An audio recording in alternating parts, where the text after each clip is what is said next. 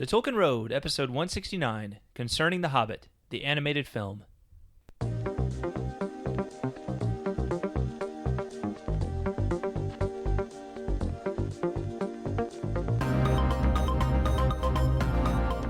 Welcome into the Tolkien Road, Episode 169.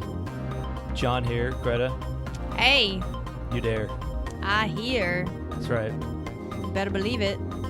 Well, we're talking about The Hobbit, not Peter Jackson's The Hobbit, but we're talking about The Hobbit from 1977, the animated film. Right. I've had kind of a fun... We watched it last night, and I've had kind of a fun time researching this. Oh. You know? Yeah, okay. There's a lot of interesting background to it. Back before making Tolkien movies was like a, blockbuster, like billion-dollar kind of industry, right? Mm-hmm. They were much smaller scale, and there was a lot of like battling over the rights and that kind of thing. So what's interesting, I was literally just researching it before you came in, and apparently this is not the first Hobbit movie that was made. Really? Yeah, which I didn't know. That's surprising to me too. But we'll heck, I'll just go ahead and talk about it now. Hey, let me just get this out of the way. Hey, by the way, Patreon, head on over there, $1 or more per episode. Please help us out. We appreciate any help that you can give. So patreon.com/TolkienRoad. And don't forget to leave us a 5-star rating and review on iTunes. And, subscribe to us, too, if you don't already do that, right? So you get notified when there's new episodes that come out, which, we've been doing pretty good. We come about every week now, so. I know. We've been on a roll. You can get them even sooner, though, if you become a patron, because you get early access to the episodes that way. So... well done, John. Thank you. That was a very good plug. So, and we're also recording this a lot earlier than it's going to be released. This is going to be released in early August, and it's late July. Well, not even late July. It's like mid-July as we record this right now. Mm-hmm. So we're going to be... So if you're wondering, like, if there's something big that's happened in the world of, like, Latron Prime or other Tolkien news, or, if you've tried to contact us and we haven't mentioned it on the podcast yet, it's because we've been out of pocket for the most part. So, we it's nothing personal. We're going to get all caught up. We will. Yeah. So. You will know what we know as soon as we know it. Absolutely. In fact, if there's big news from Latron Prime, in the meantime, we'll probably post about it on like Facebook and Twitter, or, if it's big enough, I'll post about it on Twitter, even though I'm like Twitter. Even though you're not a twit. Even though I'm not, well, you are in one sense of the word, but not when it comes to Twitter. Good one. Thank you. You're welcome. But never heard that one before. Yeah. All right. Moving on. So back to the whole thing about the 1966 film. So apparently someone owned the rights to, let me see if I can find this. Where is it? Someone owned the rights. Let me do this. I'm on Tolkien Gateway here. Hobbit film, 1966. Where is it? There we go. It's like, so this is one of those stories where oh, come on, where's the link to it? This is one of those stories where somebody had the rights to it, and if they didn't make a movie version of it, they had to relinquish the rights. So they made like a really cheesy 12-minute version of it. Oh. And never released it. That's funny. And I'm looking at some of the screenshots. We'll have to watch, because it's only 12 minutes. We'll have to watch this thing at some point. But just reading the plot synopsis is like nothing.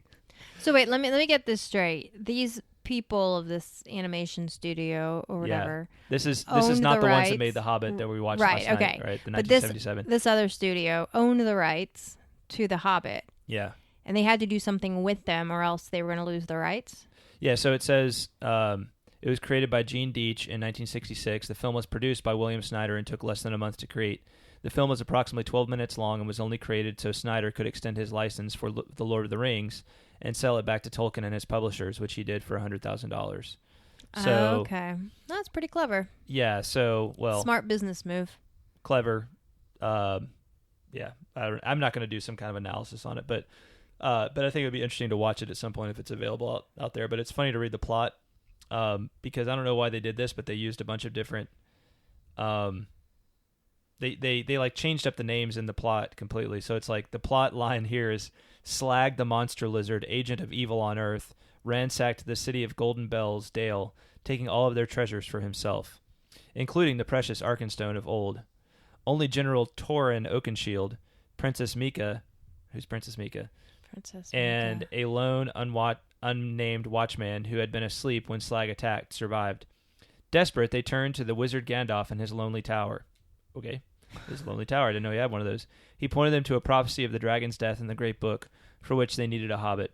The whole party went to the house of Bilbo Baggins, who initially refused the task requested of him, but after some persuasion from Gandalf and the princess, joined the three on their quest. So I'm not going to read the rest of the synopsis, but that's a little taste of it. And you should go over here and check out some of the screenshots they have. Like it's the animation is like trippy. It's like, I think it's both low quality and trippy, but it's definitely not like what you get in the 1977 animated film. So wow, yeah. Here's my favorite Smaug or Slag. This is not that Smaug. Is this is Slag. Totally trippy. Yeah, looks like it could be something out of Alice in Wonderland. It does. It almost looks like some kind of like it almost looks like it's from like some a Far Eastern culture, like a Indian or even like Chinese or Asian, or Japanese, yeah, something that like could that. Be Yeah. too, yeah. I mean, to my very untrained eye, but anyway, just an interesting note there. We'll link to that. So that was in 1966. Yeah, we'll link to that. Okay. We'll link to that article in the show notes so you can check it out. But we're not really here to talk about that. We're here to talk about the 1977 film. So 11 years later. 11 years later. And by this time, let me get it pulled up here. By this time, it was owned by the rights for the film were owned by Rankin and Bass, and a production company, a Japanese production company, I think actually. And here, a lot of interesting connections with this one. So, Rankin and Bass were this was the holiday special guys. These were the holiday special like guys. Rudolph? Like they did Rudolph and Frosty. and all that claymation stuff, right? Okay. Going back to the 60s. So they were already a pretty well-known like animation, made for TV kind of animation, poor man's Disney kind of thing. And and that's why the style may seem a little bit familiar to you probably, right? Yes, okay. And that makes sense. they also did. I was thrilled to hear this. They also did Last Unicorn. Do you remember seeing Last Unicorn, watching that a few years ago? I think so. I remember watching Last Unicorn as a kid, and we watched it a few years ago again, and I really liked that movie.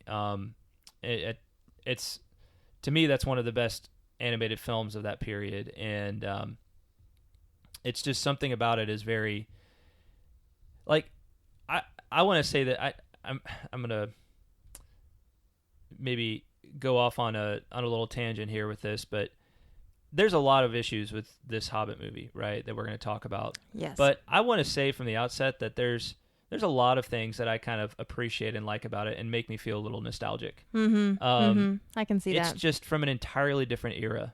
Yeah. And even like just in terms of the production quality, and even like the music, I know it's not really like what the probably Tolkien had in mind for the music. I get that, and I appreciate all of the things about the Jackson films. But even the music, as cheesy as a lot of it was, there's something that like just doesn't like.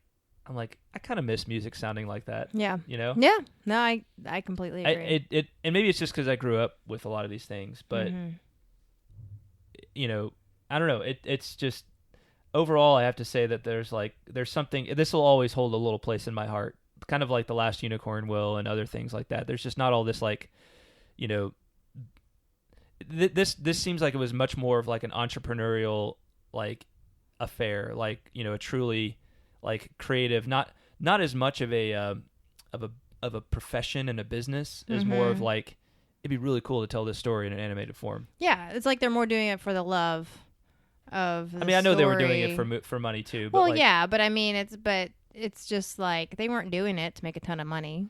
Yeah, right? yeah. Well, I mean, it was a business. I mean, they were a business, but I don't know. I guess you're getting at it, like, and I don't know how to put it my own words to it Yeah. either, like, but it's just maybe it's just because it's from that era, and you know, It makes us feel like kids again. maybe it just gets to that It's just nostalgic in that way. yeah, that spot of like when you were a little more Yeah. innocent, and I know our kids would probably like watched it and were like laughing at it. You know? I think one of them left about Yeah. 20 minutes in, and then one of them came up for like the last 10 minutes. You ungrateful little punks. I know, right? They've just been spoiled. They've been spoiled by Pixar, and Well, you know. It's like when we were watching Poltergeist a few months ago, and like I remember that movie when I was a kid just scared the you know what out of me, and I mean probably well into my teenage years I thought it was like one of the scariest movies I've ever seen, and like our kids are like laughing at it. Yeah, you know? they're like, oh, those special effects are so lame. Yeah. Oh, this is so stupid. Like, This is so not scary. So anyway, I just had to say that. Yeah, no, I completely I felt it welling up in my heart. Yes. To say that. So yeah, I totally get where you're coming from. For all of the criticisms or negative things we may say about the film tonight, there is a level of appreciation, and I also want to say this: this was my first exposure to Tolkien, because really I never watched the whole thing as a kid. So you saw this before you saw the Peter I saw Jackson parts of it movies? because I think it would be on like Disney. Okay. And things like the Disney Channel way back then, and I remember like seeing maybe Nickelodeon or something like that, and there'd be like little parts of it, that I would watch. And I gotta say, I probably didn't watch the whole thing because I probably thought it was just really weird and scary. Yeah. Yeah. As a little kid, why. I was probably kind of like, I don't know if I want to watch this whole thing. So, but now I realize it was really the first thing I ever knew of Tolkien. Yeah. Other than probably the copy of the Silmarillion that was sitting on my parents' bookshelf from the entirety of my young life, and I don't think ever came off of it. So, and I was just, what is that strange book? It's kind of cool How name. do you say that? Weird. Word. Yeah. So there's this whole thing of Tolkien weirdness that was kind of hovering at the peripheries of my young self, my young existence. So back to Rankin and Bass. They were the holiday special guys, and then so they were already kind of had a name for themselves when they made The Hobbit. And then after The Hobbit, they did The Last Unicorn, which if you haven't seen The Last Unicorn, you should really see that. It's probably... It's really, really good. I'm remembering it now. It's one of the... It's if you like The Hobbit, you'll like The Last Unicorn. And it actually kind of makes me want to read the book, 'cause I know it was based on a book. Oh, okay. And I think think that... never mind, I'm going to get that wrong. I'm not even going to say it. And then they also did a animated version of Return of the King, which we'll watch eventually.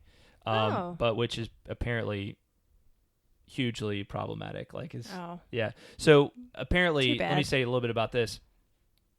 Apparently, there was something weird with the rights for The Hobbit and Lord of the Rings around this time, where Rankin and Bass owned the rights for The Hobbit and The Return of the King, but not the other two. But who was it? Ralph Bakshi owned the rights for Fellowship and Two Towers. So what happened? That's a bit odd. What happened was you had The Hobbit come out in 1977 as an animated film, and then a year or two later you had Ralph Bakshi release Lord of the Rings up to the end of the Two Towers, his animated version, and called it Lord of the Rings, but it contained both Fellowship and Two Towers, or at least plot elements from those. Okay. And I haven't seen that either. And then you had the Rankin and Bass Return of the King come out after that. So you had two completely different teams making those movies. Yeah, that's bizarre. So there are animated versions of all of those things out there, but they're made by two different parties. Well, let's just be glad that Rankin and Bass didn't release their version of Return of the King before the other guy did Fellowship and Two Towers, because that would be a huge spoiler. Well, yeah, or maybe not, because I don't think they wouldn't know. I don't think there was a real deliberate. I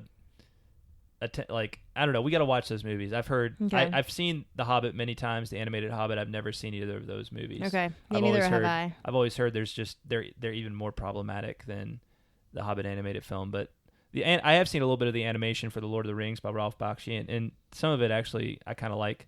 But again, I like it because it has a weird feel to it. I feel like it's a little more like when you pick up Tolkien's own drawings. Right. Not exactly like that, but it feels like that weirdness of Tolkien's own drawings. It's a little rough around the edges. Exactly. Yeah. You know? It's literally like a guy they feel more like a guy in his office, like drawing pictures of how he envisions these things looking. And he's not a professional artist. Right. He's just kind of sketching out what he sees in his mind's eye. Exactly. You know? Yeah. Yeah. So there's something really special about that.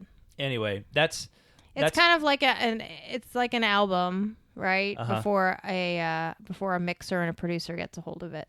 Yes. Exactly. So, or maybe like the demos, you know, like of what something would eventually become. Before it gets into a studio and they add all the stuff to it. Yeah, and the producer's like, oh, you can't do it this way. You got to do it this way or it'll never sell. Right. You know? Exactly. So, anyway, I wanted to mention a few of the notable actors. The most notable of all we're talking about voice actors. The voice actors, right. Yeah, the cartoon people aren't real people, Greta. I know. So, sorry. I've been working on coming to terms with that all day today. I think I'm there now, though. For your whole life? Yeah, for my whole life. Let me know. Ever since you found out Strawberry Shortcake wasn't a real person, you're just like... Dude.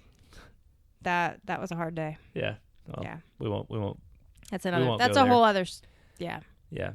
That's a rabbit hole. So the most famous, it would seem from my research, would be John Huston, who is the voice of Gandalf. And I specifically looked at him because I thought his voice sounded really familiar.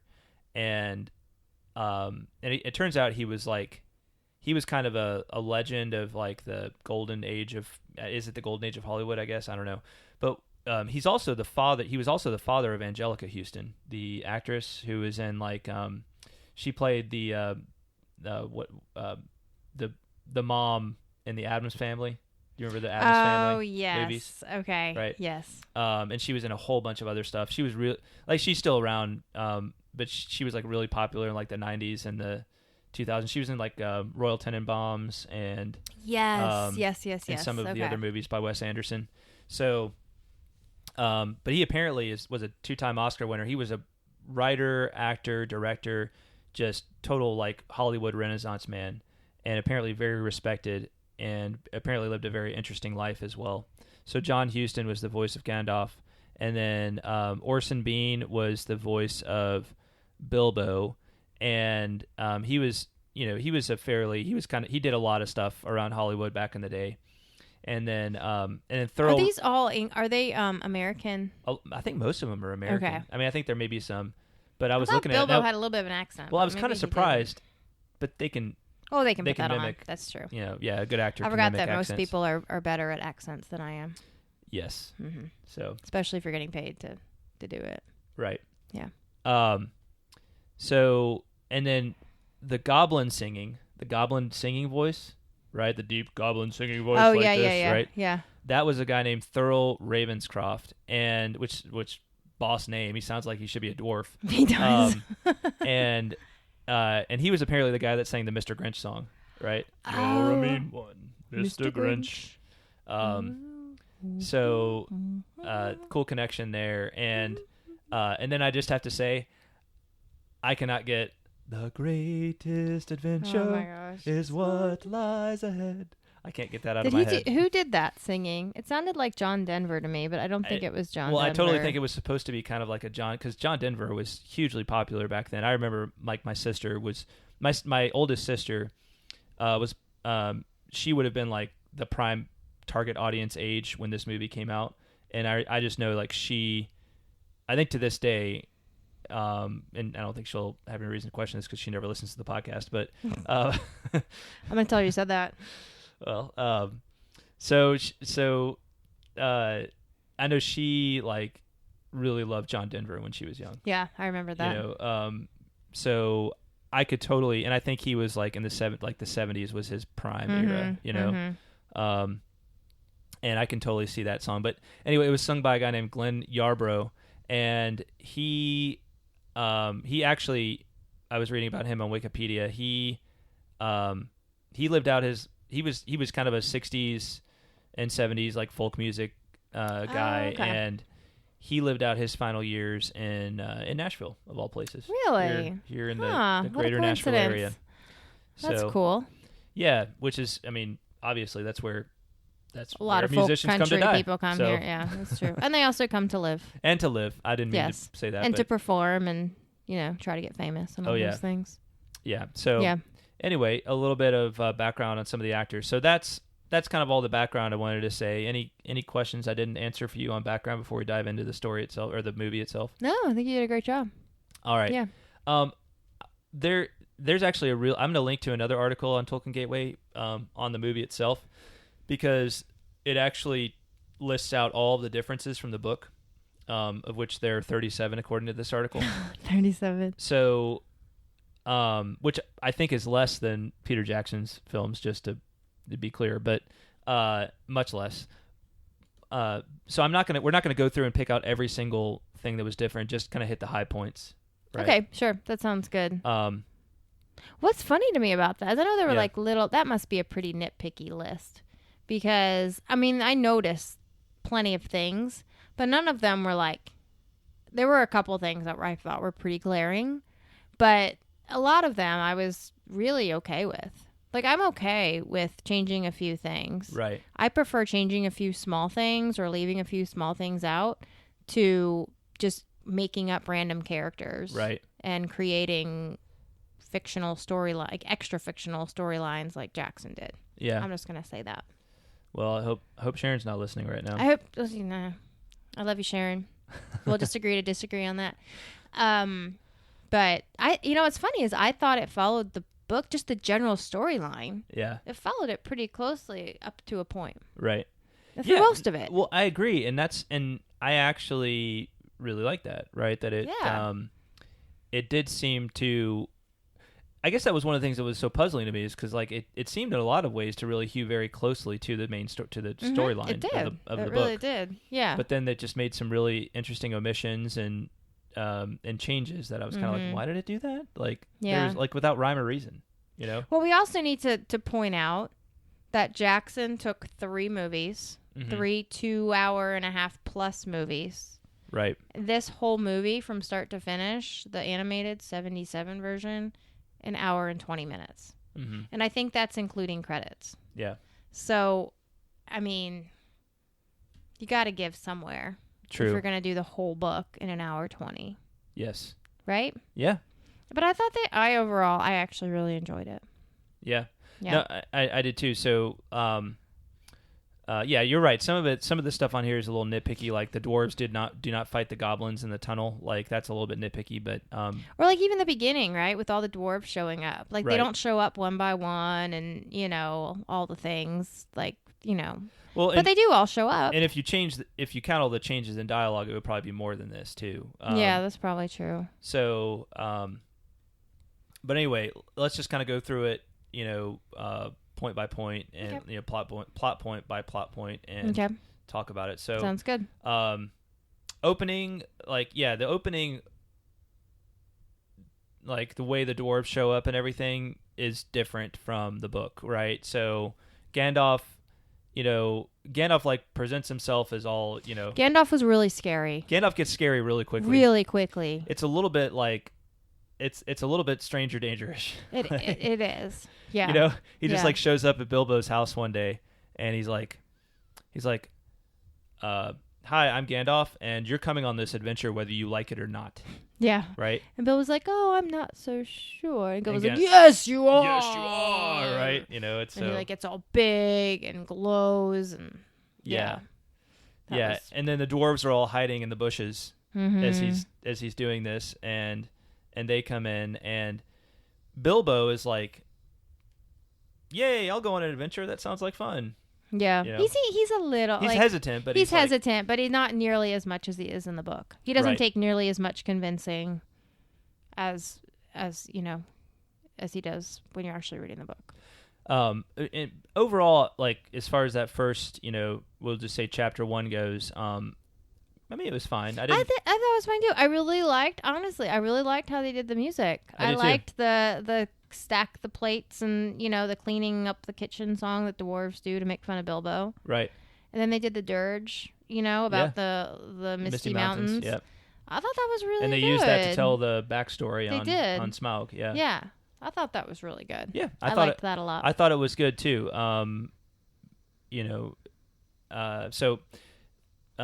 Moving on to the trolls. So I kind of thought I thought the trolls were cool. It was definitely like not where you're used. It's not I think what the trope of a troll now is in film. Yeah. Like, as far as its physical appearance, you mean? Yeah. There was a little bit more like giant humanoid warthogs or something like that. Nor were the orcs or the goblins, to be sure. Like, they were very different from what you see in the character design in the Jackson films. The thing here, I mean, it was fine, but it's like, it felt a little rushed through, I thought the troll scene was rushed as well. Yeah. Yeah. I mean, they kind of, you get the general idea of what happened. I mean, They kept, Gandalf comes back and the sun comes up and they turn to stone, But yeah, it was definitely a little short for my taste. Yeah. And of course, Bilbo, like, he's just going to steal a piece of meat instead of, I'm like, why doesn't somebody do the talking wallet? Right? Like, what do they have against the talking wallet? If anybody's going to do it, animated people should do it. Did Sharon say that's in the extended version of the first Hobbit movie? She may have said that. We never talked about that one. Oh, no, we didn't. But I feel like we talked about it in the second episode with her, have. And I feel like she said something. Yeah, that it's actually in there. It's actually in the extended. Oh, we'll have to look that up. I don't know. But that would have been you'd think that would be really easy to do, especially in an animated version. Yeah, exactly. Well, you think it would be like a funny thing for kids too. Exactly. And that's what I was going to say too, just kind of in general about this movie, was you definitely get the feeling that it's geared toward a young audience. Yeah. Like, they're going for kids. Probably the same crowd that's going to watch the holiday specials. Right. Right? Well, not to jump ahead, but I even think of like this, like the way the spiders were designed in Yes. Mirkwood. Yeah. Like, they didn't have the like horrifying ugly spider face. Right. Like, they had like, they just kind of looked like fuzzy cats with 8 legs. Yes. Yeah. Yes. Like fat bodies and 8 legs. Mm-hmm. So yeah, there's lots of little decisions made. Even like the battle scenes were like very clean. Yeah. Well, the way that when they would kill an orc or a goblin, like the way it was done, where they had like the kaleidoscopic effect of like the swirling. Yes. Yeah. So it's kind of blurred and. Yeah. But it sends the message. Again, like, I know we like, things more realistic now, but there's something about that age when they like didn't, they wanted to they still wanted to communicate like that something, they wanted to communicate that something violent was happening, but they didn't want to show the violence. Like, I don't know, maybe I'm just old fashioned, but I kind of appreciate that. I appreciate that too. Because there's just, it doesn't really add anything. Well, all that extra gore and I'm not going to say that like there's never a time to show it, but like. No, I won't either, but I think it's overdone. Yeah. In this day and age. Oh, definitely. And that's kind of the thing I feel like it's just gone so far down the road of like, we're almost desensitized to seeing some like people die horrifying deaths, Yeah. Even if they are orcs and, they're bad guys, like we become very desensitized to that, it would seem. That's scary when that starts to happen. Yeah. Well, all right. Well, let's talk about Rivendell. Mm-hmm. And Elrond. We got to hear the Tra-la-la-lolly song. We did. So, it wasn't long enough though. And I want it to be longer. It wasn't as annoying as I thought it would be. No, it was like very like chill. It was like an Enya version of Yeah. Tra-la-la-lolly. Right. Yeah. And when we never saw the annoying elves, the ones we ones never who've did. been banished from Rivendell. Right. To the outskirts of Rivendell. What did you think of Elrond? Looked good. Yeah. I thought he was good. I thought he looked like Peter Jackson's version. Yeah. Now in a cartoon form. One point which I can't remember his name. One point. Well, Hugo Weaving. Yeah. Right. Yeah. There we go. One point they actually make in the differences from the book on Tolkien Gateway is that. Where is it? Elrond is. Here we go. Elrond has a beard, despite the book outright saying that elves do not have beards. Right. So I didn't even notice that he had a about beard. that. He did have a beard, but I had forgotten that the book says. Are we sure it wasn't just like more of a goatee? I did think it was a little like he looks a little like an elf looks a little weird with the beard, but the overall like he looks like an elf. To me. He totally looks. He just looks like an elf with a beard. Yeah, I didn't even notice the beard. Well, he had one. Okay. I did. You did notice. Was it like a full-on beard, or was it just like a? It was some kind of like styled. It was some kind of styled beard. Not. I don't know if it was it may have been some kind of styled beard. You know. So it wasn't like a dwarf beard. It wasn't like a Gandalf or a dwarf beard. It was like some kind of. Oh yeah, that's the other thing I want to say. Thorin, all the dwarves were so old. Yeah. They were all really old. Well, and they all very much were like the Snow White dwarves. They were very much. Yeah, you're absolutely right about that. So I think that is one thing that I appreciate about Jackson is his character design for the for the dwarves in general. Maybe some of them are kind of goofy looking, especially in the Hobbit, but like Gimli and the more warrior, the more warrior-esque dwarves in Jackson's film. I think that's looking more like probably what Tolkien had in mind. Yeah. Than that makes sense. Than the 7 dwarves from Snow White. Yes, I agree.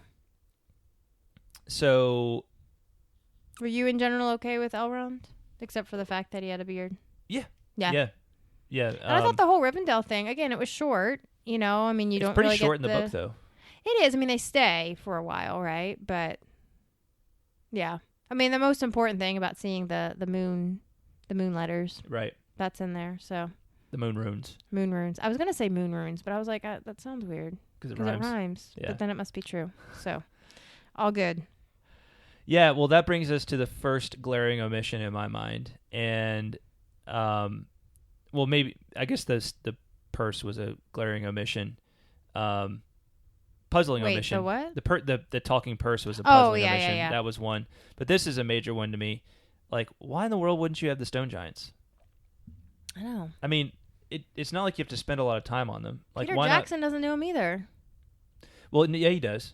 He does. Does he? Remember, they're up in the mountains, and like it's that whole like scene. It's like during a storm, and they're like actual stone monsters, like in that.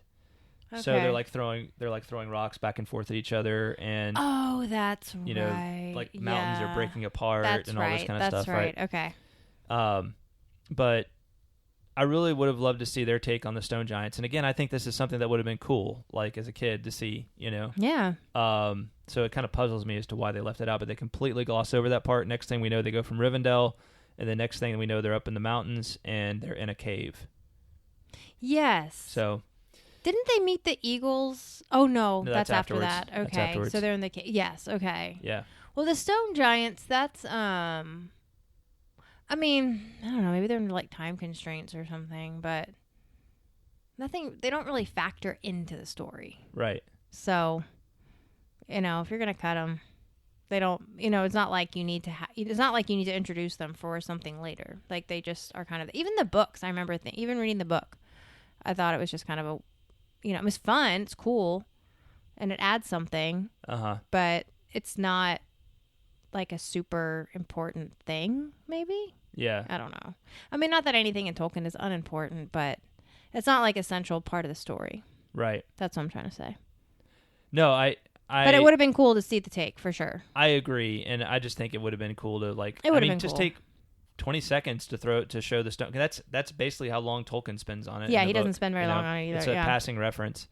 So I just thought it would have been kind of cool. Like, oh, we need to take shelter here because of the stone giants, and then they see him throwing rocks at each other, and they go into the cave, right? Right. Or something like that. Yeah, but in the movie, it's raining really hard. That's why they take shelter. Well, in the Jackson movie. Also in this one. Oh, you're right. I'm sorry. Yeah. It's like pouring buckets of rain, not rocks. And buckets that's why they take buckets of tears. Why did I say Got all that? them buckets coming out of my ears. I'm sorry, guys. Bob, what are you doing here? Bob Dylan just decided to show up just out of the blue. I didn't know he was a Tolkien fan. Oh yeah, John, I'm totally a Tolkien fan. What are you talking about? All right, Bob. Well, I'm sorry you didn't get to do the soundtrack for The Hobbit, the animated film, but you've kind of had a good career, so let's leave that one to Glenn Yarborough. So. All right. Bye, Bob. Thanks Moving for stopping on. by. That was kind of weird. Bob Dylan as a Beatle impression. Sorry, everybody. All right, so you had to say buckets of rain, though. I know. You know how it is. I summoned him. Apparently. Whenever you mention a Bob Dylan song title, then it summons Bob Dylan. It summons Bob Dylan. Yeah. See, this is my problem. I don't know Bob Dylan's catalog well enough to know that I'm referencing a song. Well, let's just hope you never get tangled up in blue. Let's hope not. Yeah. Or, anyway, moving on. I won't torture you anymore. Misty Mountain Goblins. So they get captured, things. So carrying on with the plot of the book, the film following that. The goblins, the most interesting thing about all the goblins in the movie to me was the two throats. Two throats. They all had two throats. They did. And they kind of looked like the creatures from Where the Wild Things Are. Oh, I see that. Yeah. Mm-hmm. Yeah, totally. So I don't know if that was an inspiration or not. I don't know what came first. Definitely cartoonish, but definitely still creepy looking. Yeah, still a little creepy. Yeah. Now the Goblin King. There was something that was really funny about that scene with the Goblin King, and I can't remember what it was now. Like an expression he said, or like something he yelled.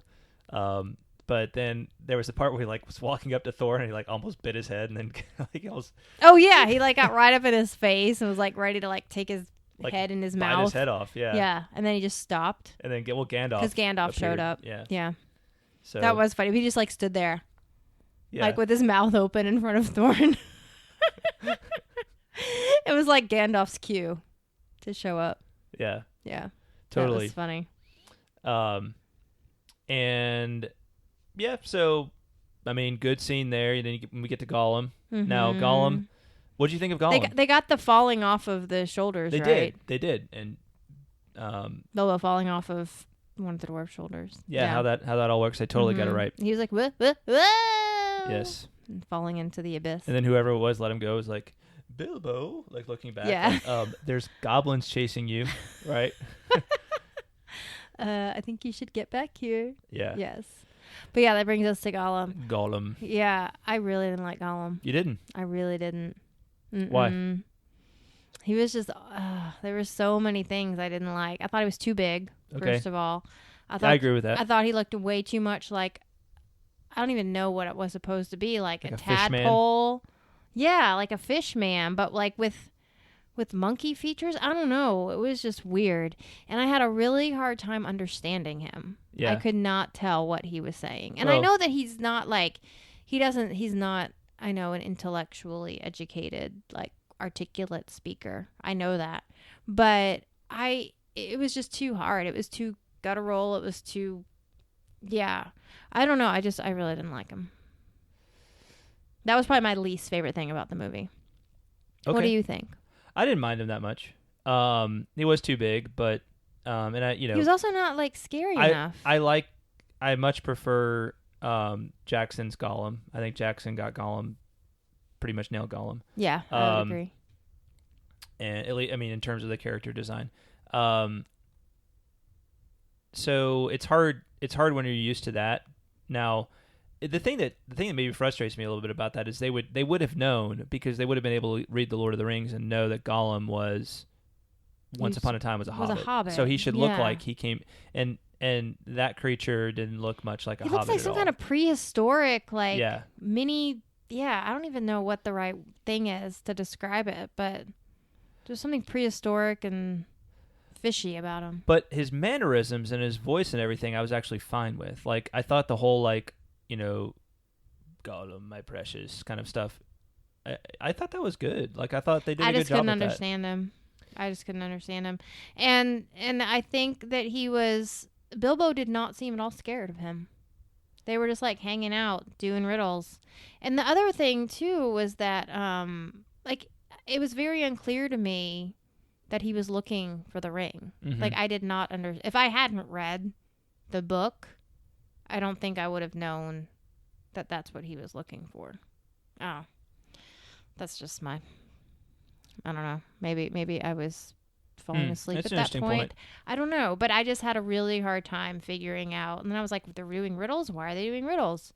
If that had been my first exposure to The Hobbit, if I'd never read the books or seen Peter Jackson's movies, I would have been very confused by that whole scene. Yeah. So, anyway. Well, I'll get off my little soapbox now. We'll just agree to disagree. Okay, that's totally fine.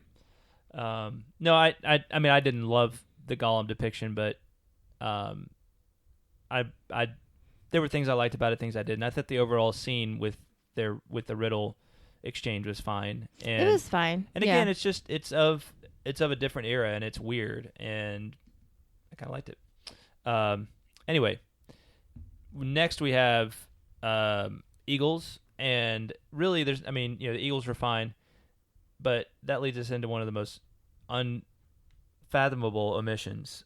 No Beorn. So wait, I know, yes, that was really why, which would have been so cool. I know, like, why would you not have included Bear Man in a kids movie, right? Yeah. Like that would have been. Now the only thing they could have they might have messed it up and done like some kind of weird, like, Teddy Bear Man or something like that. But like, I don't think they would have. No. And I would love to know why they decided to omit him. If it was just purely a time consideration. It's just to me, it's a cool kind of scene. Yeah, I agree. That could have happened in the movie. So it's a huge disappointment that we didn't get a Beorn. I'd agree. Yeah. No Beorn, no house with with talking animals that give you food. Any of that business. That was definitely disappointing. Yeah, for sure.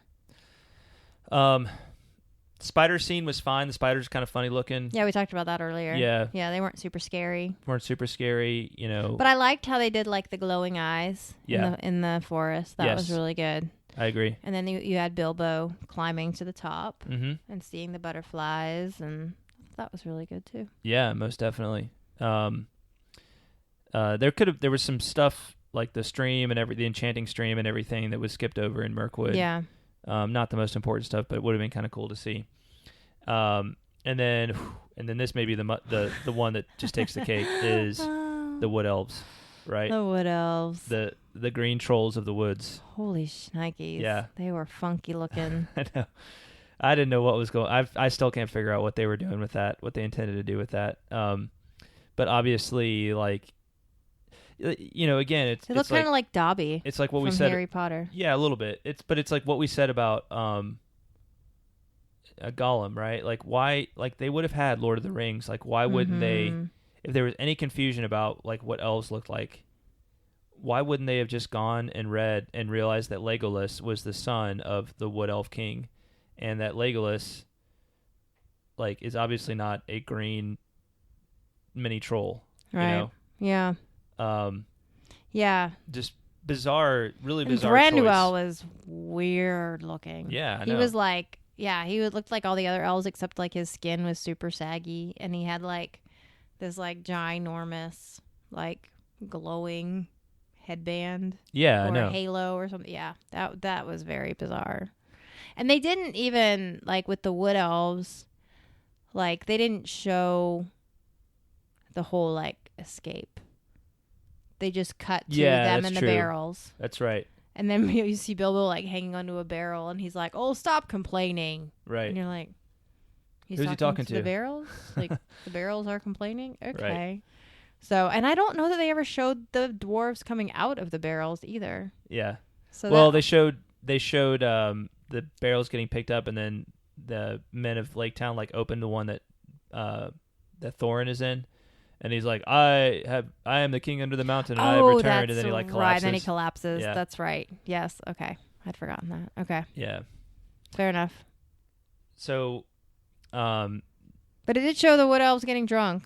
Well. Oh, that's what I wanted to say. The once the ring comes into play. Yeah. I really liked how they did the whole like invisible that was cool. effect. That was cool. That's a good point. Neat. I'm glad you brought that up. Because he was like still transparent, but you could tell he was supposed to be invisible. And then they had the Yep. Taking the ring on, right. Putting the ring on, taking the ring off. That's right. I thought that was really good. Yeah. I agree. Lake Town, Bard. Lake Town was good. Yeah. So was Bard. Yeah, Bard was good. No Master. No, there was no little Master. Omission there. So you're right. I guess I understand why they did that. I mean, the Master's little subplot in the book is not that important a thing, really. Yeah. the big thing is that we get to know Bard, and yes, and we do in that scene. So fair enough.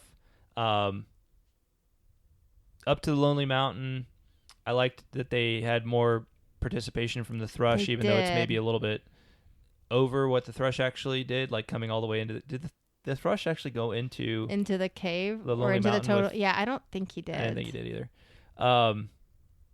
He learns about the Smaug's weakness by listening to Bilbo telling the dwarves about it later. Well, then Bilbo tells the Thrush to go tell Bard.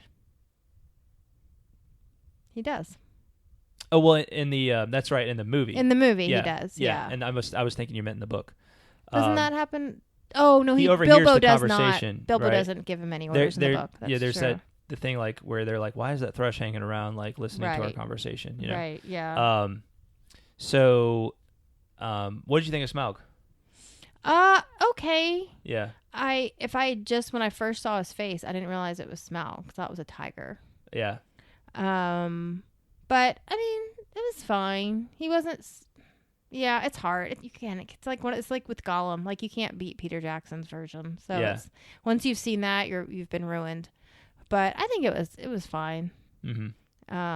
I could have done with a little less. Like he really did look like a tiger to me, and like his tail looked like it had like fur on it. Yeah, that's one criticism I think that comes up a lot about him is, I mean, it's not horrible, but it's like, yeah, he does. He was like the big bad wolf. I think that's what they based him off of. Yeah, I think the fur thing throws a lot of people off, right? This is a big lizard. Why does he have fur? Yeah. Right. Yeah. Maybe again, that's just to make him feel a little less threatening for a children's audience. He's threatening, but he's got fur, so he's a little bit, he's just kind of threatening like a cat, or something like that, right? Right. Yes. I don't know. Maybe that's what they were thinking, but it's a weird. And what was with his flashlight eyes? Like I think that's just to say like he's looking in a certain. Maybe it's to give the sense that he's got some kind of magical ability to see. Okay. And yeah, that's what you were saying. The Thrush came actually down there with Bilbo. Right. To where the dragon was. Right. Yeah, that was above and beyond. Yeah. Yeah. Brave Thrush. Very brave Thrush. Yeah. But he's like, I don't know. I might learn something else important. Yeah. He's just doing his job. He is just doing his job. He's good just little trying to thrush. gather the facts. Yeah. Good little Thrush. What did you think of Smaug? I mean, I agree with you. Like, I thought he was all right. There was definitely some issues I had with him, and mostly it's about the fur and everything like that. I thought the acting, his actual voice and everything was good. Mm-hmm. Yeah. The behavior, all that kind of stuff, all the characterization was fine. Mm-hmm. And his interaction, like Bilbo's interaction with him, was really good. Totally. I mean, it stuck to the book as far as what was said back and forth. I agree. Yeah. All right, and then we have the destruction of Lake Town, Bard's slaying of Smaug, Mm-hmm. pretty good. I felt like. Yeah, that was good. That Yeah. was good. Yeah. It only took him one shot to kill the dragon, so that was pretty awesome. Well, and with the black arrow, once With he the black realizes arrow. that's what it was in the book too. I know. I didn't see him shoot with any other arrows, did he? Well, all the other guys were shooting with it because he was like leading a I group of see. archers, That's right. Okay. and all their arrows bounced off of him, Yeah. off of Smaug. And then the Thrush came and told him where to look, and yeah, I thought that was good. Yeah. Yeah. And then Battle of the Five Armies, was pretty abbreviated. It was. I feel like I blinked and I missed it. Because like at the end, I was like, wait, did they do the battle? And then there's no Arkenstone. There's no Arkenstone subplot at all. He never took. Yeah. So the whole falling out between Thorin and Bilbo centers around Thorin telling Bilbo that he's a coward. Right. Because he doesn't want to fight in a war. Because he like doesn't want to. Because he thinks this war business is stupid, which is a little bit. I mean, it's not quite what Tolkien was getting at, but yeah, there was no dragon sickness Yeah. at all that drive Thorin crazy. Yeah, I was bugged by the no Arkenstone. I would have liked to have seen the Arkenstone. Because that is, I mean, that's really important. I mean, you can argue that there was a little bit of dragon sickness because the whole reason they get in the fight in the first place is because, Thorin was refusing to help the people of Lake Town. Well, that's true. Right. That's true. It's definitely not drawn out nearly as much as it is in Peter Jackson's movie. Right. And that, as far as the 5 armies go, so like they count the eagles as an army. Yeah. That's not the 5th army in the book, is it? What are the 5 armies in the book? I don't even know. So I thought, okay, you're making me, I seriously don't know. really Like I've never been able to figure out. I've counted them in my brain. So you have. So I always thought it was, obviously Thorin's group, right? Mm-hmm. And then Dane, right? Right. And then the Wood Elves. Wood Elves. The men, and then the orcs. That's 5.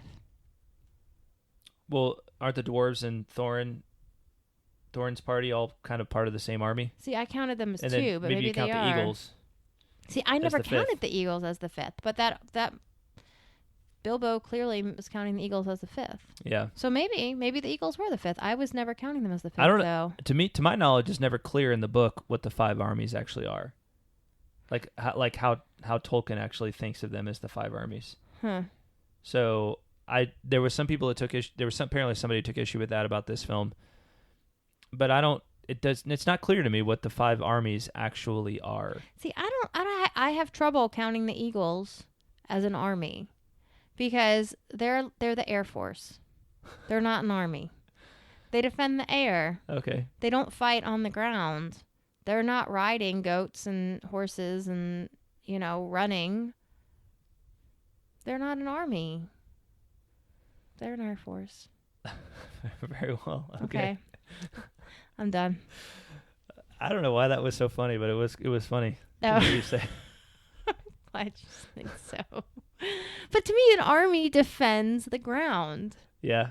The Eagles don't defend the ground. And if you want to get really, even if you want to call them an Air Force, then call them like the rescuers, because they don't even fight. They do fight. That's true. What are you talking about? They do fight, but like they show up at the very end. Right? They're the catastrophic moment. So they're not even there from the beginning. So I have a hard time counting them as like one of the 5. So, but clearly this movie thinks they are one of the 5. Yes. I wonder what our listeners think. Let us know what you think. Please let us know. Who are the 5 armies? One of the great questions of Tolkien fans everywhere is, who are the 5 armies actually? Who are they? Yeah. I actually would really like to know what people think, because ever since I've never been clear on what the 5 armies are actually intended, how they are delineated. I mean, it's kind of clear that you've got men, you've got elves, you've got dwarves, maybe 1 or 2, and you got the bad guys. And then eagles, are there 2 bad guy armies because they break away, or like are there 2 different, like are the bats an army or I don't even know. So yeah, it's confusing. It is confusing. Maybe he just called it Battle of the 5 Armies because that sounds better than Battle of the 4 Armies. Yeah, it does. It definitely does sound better. That's true.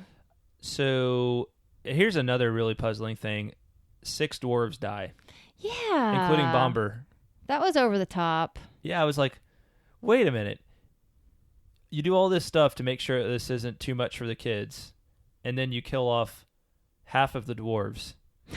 Yeah. And including Bomber, who's everybody's, favorite because he's funny. Yeah. Right? Yep. I mean, he's really not that, doesn't He's stand out actually that much doesn't in the even movie. None of the dwarves really do in the movie. No, they except don't. for So Thorin. maybe that's why they did it. They're like, nobody knows them anyway. And yeah, I know, that was weird. I don't know why they did that. Just to me, that's like a thing about this movie is there's just weird choices that without any real idea of why they made that choice. Right. And then yeah, I don't know. Let's just kill off some more dwarves. That sounds good to me. Maybe less work to do at the end. We'll just kill them off. Woke up, just a few more figures we don't have to draw in the final scene. Exactly. So that sounds good to me. We're running out of money anyway. Yeah, completely random. That was odd. Yeah. Yeah, I scratched my head over that one. And then the return journey is very abbreviated. Very abbreviated. Again, no Bjorn. Well, no Bjorn. No Rivendell. No Rivendell. I mean, I just have to say, what gives on, when is somebody going to get their act together and do the Yuletide at Bjorn's Christmas special? That's what I want to know. I mean, somebody out there, this Surely. is a gold mine that you're just sitting on. Think of all the music. Oh my gosh. Dude, it should be these guys. They're the holiday special people. Totally. Like what's wrong with you people? We'll send them an email as soon as we're done recording. Yeah. Well, they're listening, I'm sure, so. Oh, that's right. It's probably not necessary that we send an email then. Like, what did John and Greta think about our movie from 1977? I've been waiting for them to do this. Man. Yeah. They should. I think this is a sign. Yes. They need to do Yuletide at Bjorn's. Then they could, man, just think of how they could like remake the Greatest Adventure song into like a Christmas carol and all the different themes that they could come off of that. Yeah. Maybe even Rudolph and Frosty could like make cameos. The Grinch could make a cameo because you've got the Grinch song guy in the movie. Exactly. Man, this is coming together. This like anybody out there owns an animation studio, let us know. We will consult on this. We will consult. And make it the greatest Christmas special of all time. Yeah, it will go down in history. We could probably manage to figure out how to work some Star Wars characters into this as well. We could. So I think you're absolutely right about that.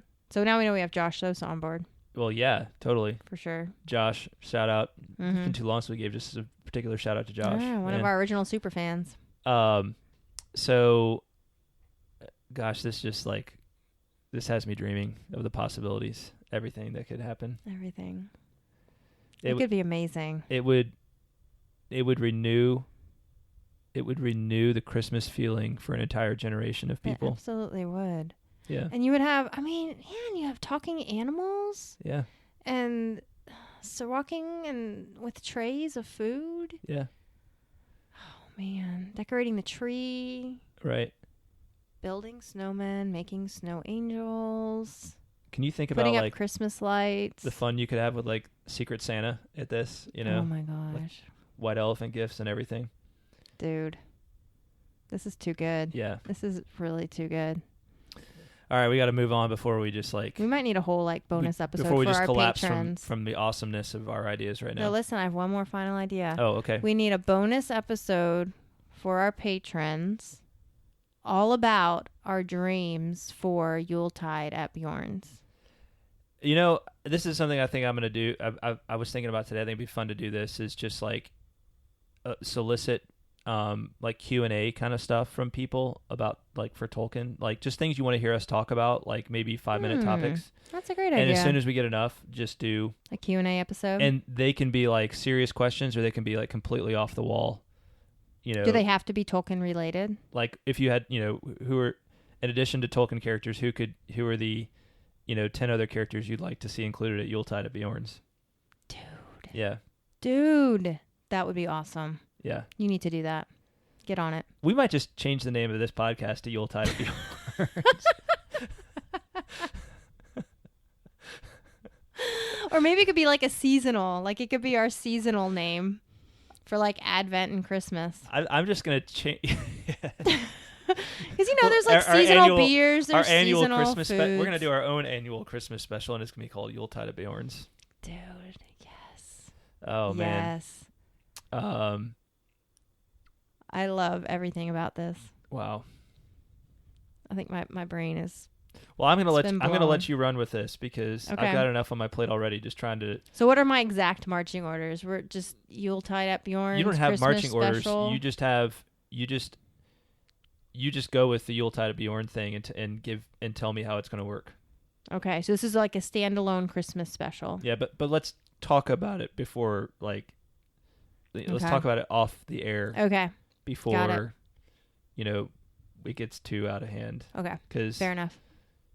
I know you can get creative. I can get creative. So I just don't want it to get so crazy that we stop actually doing this podcast necessarily. This particular episode right here. Well, or you mean this Tolkien particular episode general. is coming to an end. Right. I think we need to end it sooner rather than later before things get out of hand. We've already lost half of our listeners.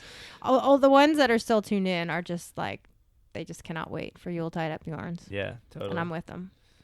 Yeah. Yuletide at Bjorn's. If anybody out there makes music, then maybe you can give us the Yuletide at Bjorn's theme song. Oh, yes.